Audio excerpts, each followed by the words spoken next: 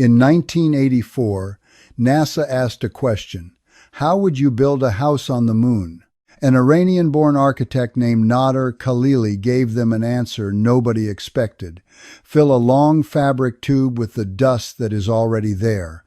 Tamp it flat. Lay another course on top. Spiral it inward until it closes over your head. No lumber, no steel, no concrete trucks, nothing shipped from Earth. Then he came back down and built the same thing in the Mojave Desert out of dirt, and the neighbors thought he was stacking sandbags into sandcastles. Here is what those sandcastles have done since. Passed California seismic testing by 200% over code. Stood through the Northridge earthquake. A 40-dome orphanage in Nepal rode out a 7.3.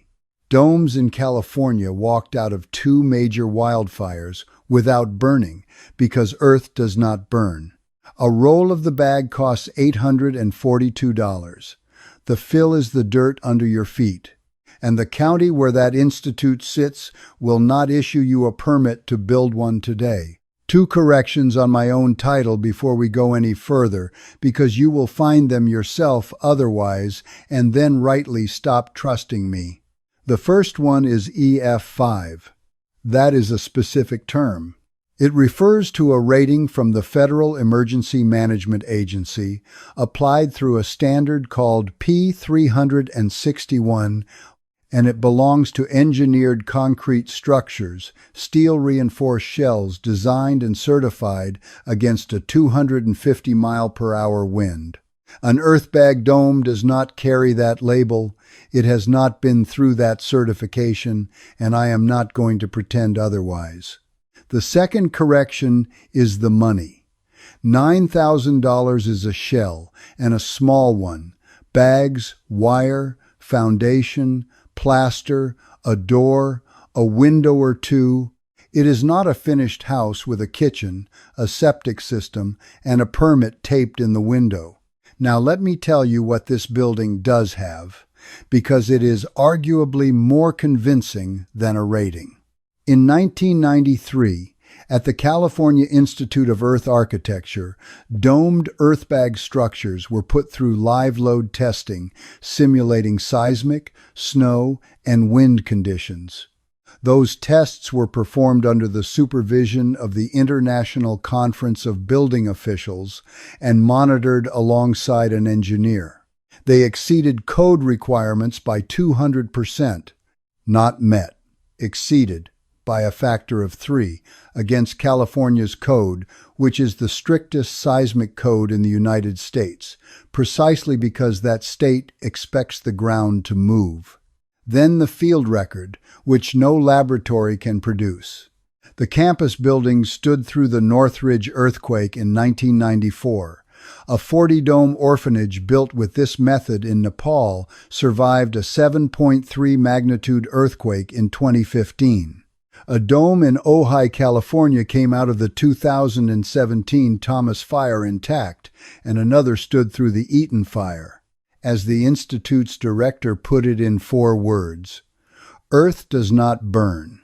So the honest version of my title is this: not certified against a tornado, tested at triple code, and then tested again by actual earthquakes and actual wildfires, with the building still standing afterward. I will take field proven, overrated most days of the week. Now, how it actually works, because the whole system is 2 ideas you already understand. The first one is a sandbag. You have seen footage of people stacking them against floodwater. Nobody watching that thinks the bag is doing the work. The bag is holding shape while the compressed sand inside behaves like a solid block, heavy, dense, and stubborn. That is the entire structural principle. Loose dirt is nothing. Dirt confined in a bag and tamped flat is a building block, and you made it out of the ground you are standing on. The second idea is a coil pot. If you ever built one as a kid, you rolled clay into a rope, wound it in a circle, then laid the next rope slightly inward on top of the first. Keep leaning each course in a little, and the walls curve toward each other until the opening closes over the top. That is a dome. It closes itself, which means no roof, no rafters, no trusses, no ridge beam, no shingles. The single most expensive and most failure-prone assembly in a conventional house simply does not exist here because the wall keeps going until it becomes the ceiling. So Khalili's system is a very long fabric tube filled with moistened earth, laid in a continuous spiral, tamped flat as it goes. And then the piece that makes it a modern building rather than an ancient one. Between every course, you lay barbed wire. That sounds crude, and it is the innovation the whole thing rests on. Earth is excellent in compression and useless in tension. It holds tremendous weight, pressing down and pulls apart with almost no effort.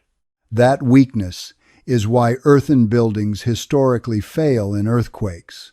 The barbs bite into the bag above and the bag below and hold the courses from sliding. Suddenly the wall resists being pulled sideways. Barbed wire gives an earth-building tensile strength, which is precisely the property it never had. Compressed earth for compression, barbed wire for tension, a spiral geometry that eliminates the roof. That is the machine. There is no machine, which is exactly what NASA was looking for. In 1984, NASA put out a call for designs for human settlements on the Moon and on Mars. Think about the constraint that creates. Every pound you launch costs a fortune. So, the only sane answer is a building made almost entirely from material that is already up there, assembled by a small number of people with almost no equipment. Khalili's proposal was to fill the tubes with lunar dust, and since barbed wire is not a thing you ship to the moon, he proposed velcroing the layers together instead. That is the origin of this system. It was designed for a place with no lumber yard, no concrete plant, no supply chain, and no possibility of one. Which is exactly why it works so well in the poorest and most remote places on Earth. He brought it home and founded the California Institute of Earth Architecture in Hesperia in 1991, and the choice of location tells you everything about the man. He picked the high desert deliberately. Summers over 120 degrees, snow in winter. And the San Andreas Fault close enough that he could experiment against genuine seismic activity rather than a computer model. He did not pick a mild place where the buildings would look good. He picked the harshest ground he could find and then invited the earthquakes to argue with him. Then he took it into the field. In 1995, working with the United Nations Development Program, he built 15 refugee shelters in Iran. The technique was later published by NASA, endorsed by the United Nations, and awarded the Aga Khan Award for Architecture in 2004, one of the most significant prizes in the field. And the design range on that campus is wider than people expect. A single-person emergency shelter that goes up in a day and can form a temporary village, a 400-square-foot ecodome, all the way up to a 3-bedroom house with a 2-car garage. Same principle at every scale. Bags, wire, dirt, and a spiral. Some of those buildings have been standing on that campus for more than 20 years while the staff watch them age. So the record exists. Let us look at what it actually says. Start with the laboratory, because that is where a claim becomes a number. In 1993, domed earthbag structures at the Institute were put through live load testing, simulating seismic, snow, and wind loads. Those tests ran under the supervision of the International Conference of Building Officials, monitored alongside an engineer, in the state with the strictest seismic requirements in the country. They exceeded the code by 200%. 2 years later, in 1995, dynamic and static load tests were run on several prototypes intended for a planned museum and nature center in Hesperia, using both dome and vault shapes. Every one of those tests exceeded the requirements of the building officials and of the city itself, and that produced something real. California granted its first permit for earthbag construction for that museum project. So this is not a fringe technique that has never met an engineer. It went through formal testing under official supervision and passed by a wide margin more than 3 decades ago. Now the part no laboratory can replicate, which is what happened when the ground and the weather did the testing themselves. The campus structures stood through the Northridge earthquake in 1994, a 6.7 magnitude event that killed dozens of people and collapsed freeway overpasses. Those buildings are still there. In 2015, a 40-dome orphanage built with this system in Nepal survived a 7.3 magnitude earthquake. Sit with that one. Not a demonstration structure, not a prototype on a test pad, a building full of children, in a country where that earthquake destroyed hundreds of thousands of homes made out of dirt in bags. Then fire. A dome in Ojai, California came through the 2017 Thomas Fire intact. Another stood through the Eaton Fire. Earth does not burn. There is nothing in a compressed earth wall for a flame to consume, which is why fire resistance here is not a treatment you apply or a coating that wears off. It is a property of the material. And the reason for all of it is 2 things, working together: the material and the shape. A dome offsets seismic forces by distributing them around a continuous curve rather than concentrating them at corners and joints. So, tested at triple code in 1993. Then earthquakes and wildfires since.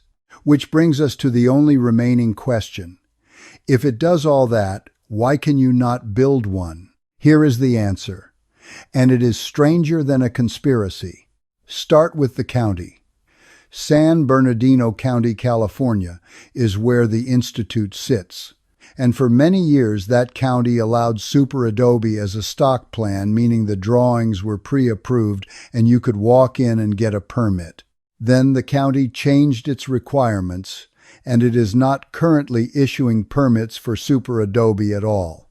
In the county that hosts the institute that invented it, Gear 2. On the 12th of December 2018, the city of Hesperia shut CalEarth down over required civil improvements. Not a structural failure, not a building falling over. Civil improvements, the site infrastructure that a modern permitted facility is expected to have. Gear 3. And this is the one that reorganizes how you think about building codes entirely. Passing a test in 1993 does not keep you in the code. Codes get rewritten. Standards get revised. Requirements change. And every time they do, a material that lives outside the mainstream has to prove itself again, from the beginning, with new testing against the new criteria, which is exactly what happened. In July of 2020, after a delay caused by the pandemic, the CalEarth team was at Twining's lab in Long Beach setting up Super Adobe sample mockups. Those samples cured for 28 days. Some went onto a platform for shear testing. Others went to a certified lab in Michigan for a freeze-thaw test that took roughly 10 weeks. Then the Institute's president and a consulting civil engineer presented to the International Code Council and received approval to develop evaluation criteria and perform final testing. Read what that sequence describes. A nonprofit paying for laboratory time, running samples across 2 states so that a technique which passed official testing at triple code in 1993 can get back onto a list. And Gear 4 has nothing to do with engineering at all. The Institute states it plainly themselves. Some building departments carry strict aesthetic requirements in addition to structural ones, requiring buildings to look essentially the same as one another, so a dome or a vault would not be accepted very easily in those areas. Now, the honest conclusion, because there is no villain here. Nobody is suppressing dirt. There is no cartel protecting the sandbag market. A building code is a list, and staying on that list costs money: lab fees, engineers, evaluation criteria, years of process. Every conventional material has an industry behind it funding that work permanently. Steel has an institute. Concrete has an institute. Lumber has an association. Dirt in a bag has a non-profit run by the inventor's children. The system did not reject this because it failed. It drifted off the list because nobody was being paid enough to keep it on. Say the words earth bag, dome out loud to anyone, and you will get 3 objections. Here they are, and here is what actually answers each one. The first, rain will melt it. It is dirt. One good storm and you are living in a mud puddle. The plaster is not decoration. It is the skin of the building, and it is not optional lime or cement plaster inside and out, and a waterproofing layer where it matters. But the real protection is older and simpler than any coating, and earth builders have a phrase for it: a good hat and good boots. The hat is generous roof overhang so water never runs down the wall face. The boots are a raised foundation, a stem wall of gravel bags or stone that lifts the earthen courses clear of splashback and standing water. Get those 2 right, and the wall almost never meets water. Get them wrong, and no plaster in the world saves you. The second objection: those are plastic bags. Plastic degrades. You will be living in a bag of rot. Here is the thing people miss. Once the wall is plastered, the bag is not doing the structural work anymore. The bag was form work. It held the earth in shape while you tamped it and while the courses locked together. The compressed earth and the barbed wire are carrying the building. The genuine risk is ultraviolet light on exposed bags before you plaster. Leave them bare through a summer and they will degrade. Cover them promptly and it is a non-issue, which is why every serious builder plasters as they go rather than at the end. The third objection is the honest one.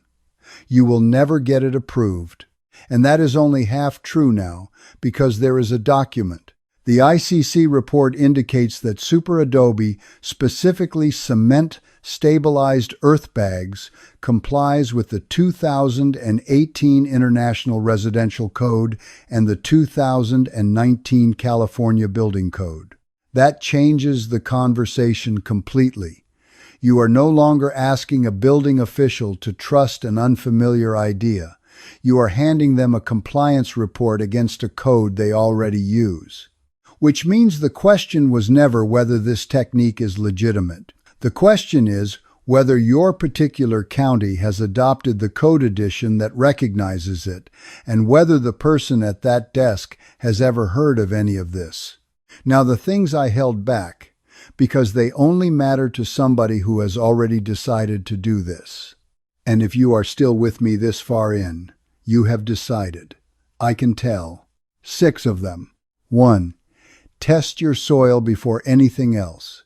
Your fill is your structure, and not all dirt qualifies.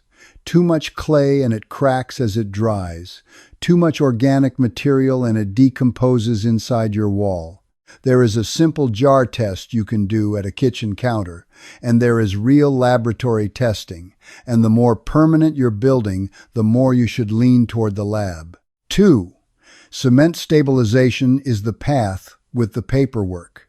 The compliance report is written specifically for cement-stabilized earth bags, so if you intend to permit this, plain earth is not the version to bring to the counter. 3. Seismic design categories D, E, and F have their own requirements, and to pass in those zones, the bags need specific mixes of fluent, particulate material rather than whatever is under the topsoil. Find out which category your parcel falls in before you plan anything. 4. Drainage at the base is where these buildings actually fail. Gravel-filled bags for the lower courses, a proper stem wall, and grading that carries water away. Water never gets to attack a wall it cannot reach. 5. The true cost is labor, and it is enormous. Every bag is filled, moved, placed, and tamped by hand. This is why workshops and work parties exist as a building method rather than a social event. $9,000 in materials sits on top of a very large number of unpaid hours, and pretending otherwise is how people quit halfway. 6. The small structure route. Many jurisdictions exempt buildings under a certain size from permitting entirely commonly 120 square feet, sometimes 200. That is how most people legally build their first one, small, exempt, and standing on their own property, while they learn the technique on something that cannot cost them much if they get it wrong. Build the small one first, then argue about the house. So go stand on your land, or the land you would buy, and look down. That dirt is currently worth nothing. Nobody has ever quoted you a price for it.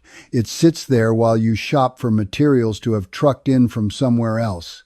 Under the right piece of paper, that dirt is the walls of your house. Not a metaphor.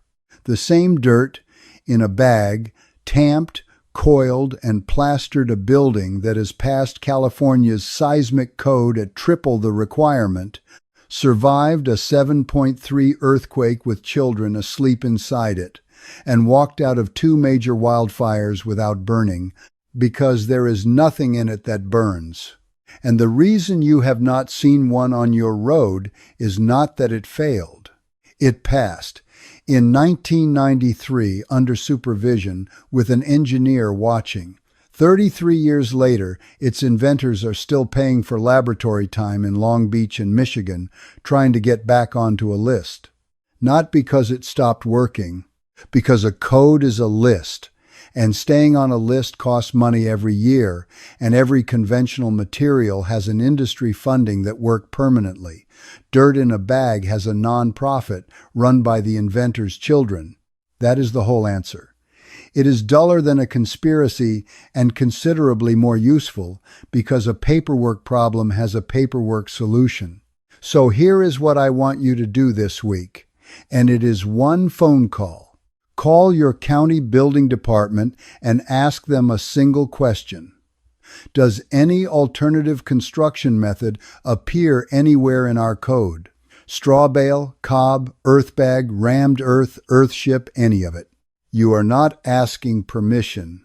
You are taking a temperature reading. Because if the answer is yes, even for one method you do not care about, you are in a jurisdiction where somebody has already had this conversation and survived it. And if the answer is a blank silence, you have learned something enormously valuable before you spent $1 on land. Put their answer in the comments with your state. Just what they said. I read everyone, and I want to build a picture of which counties in this country still have a door open. Next time, the small structure exemption in detail, the exact square footage limits by state, and how people legally build their first dome without ever filing a permit application.